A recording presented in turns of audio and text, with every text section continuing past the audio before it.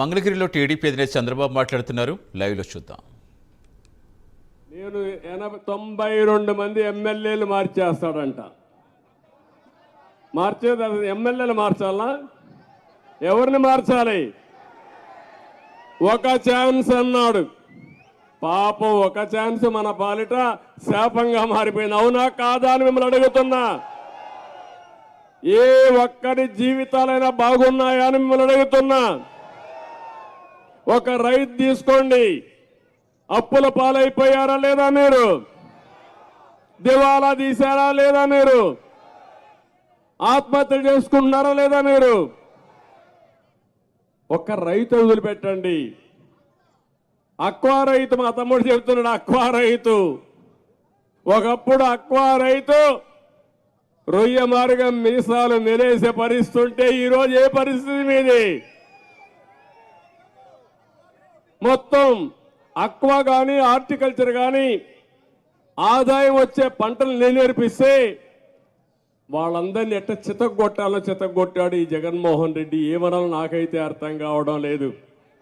మళ్ళీ నేను వచ్చిన అక్వా రైతాంగాన్ని బాగుపరుస్తామనే వారికి చాలా ఇబ్బందులు ఉంటాయి.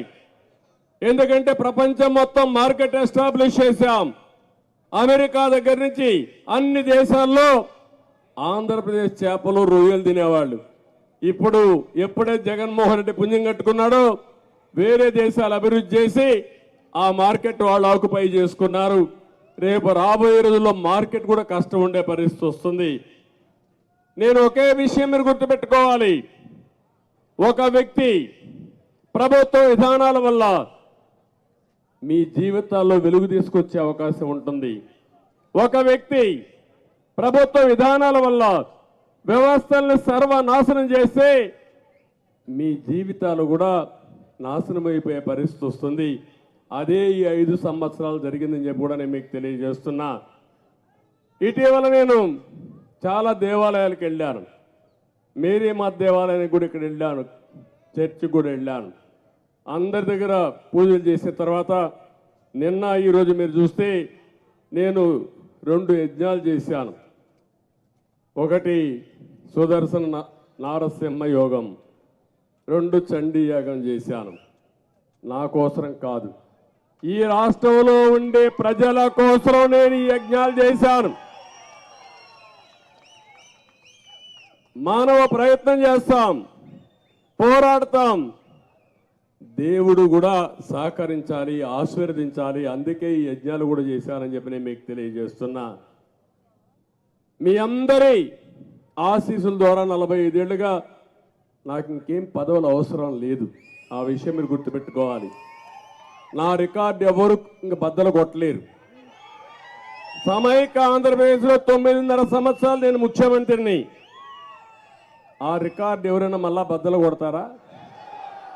సమైక్య ఆంధ్రప్రదేశ్లో 10 సంవత్సరాలు ప్రతిపక్ష నాయకుడిని.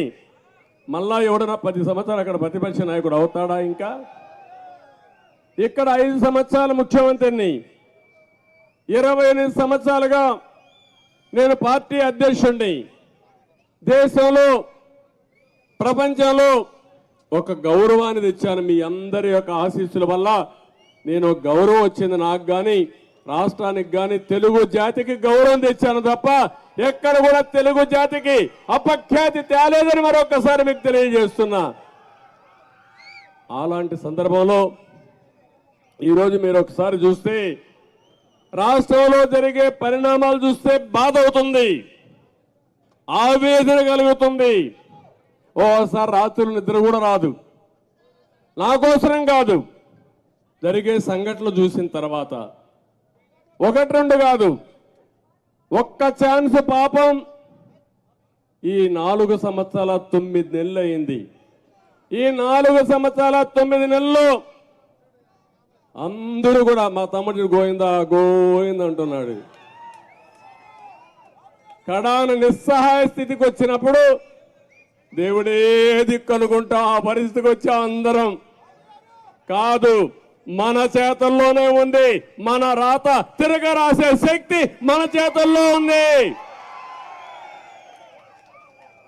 నేను అడుగుతున్నా, వైఎస్ఆర్ కాంగ్రెస్ పార్టీలో పనిచేసే కార్యకర్తల్ని ఒక రైతుని, ఒక ఆటో డ్రైవర్ని, ఒక మహిళని, ఒక నిరుద్యోగిని మీకైనా లాభం జరిగిందా తమ్ముళ్ళు? చెప్పమని వాళ్ళు అడుగుతున్నా.